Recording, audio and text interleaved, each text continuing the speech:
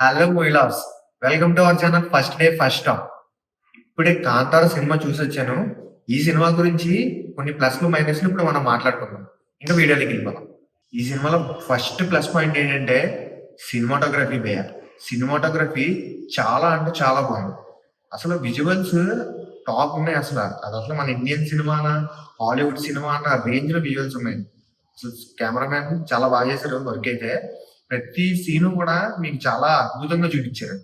కొన్ని interval sequences కానీ, pre climax కానీ, కొన్ని సీన్స్ అయితే నిజంగా అట్లా గూస్ బంప్స్ తెప్పించారు ఆ విజువల్స్ తో. సినిమాటోగ్రఫీ మెయిన్ ప్లస్ పాయింట్ ఈ సినిమాకి. ఆర్టిస్టులు మాత్రం డైరెక్టర్ చాలా బాగా సపోర్ట్ చేశారు. ప్రతి ఒక్క ఆర్టిస్ట్ కూడా ఎక్స్ట్రాడినరీ చేశారు.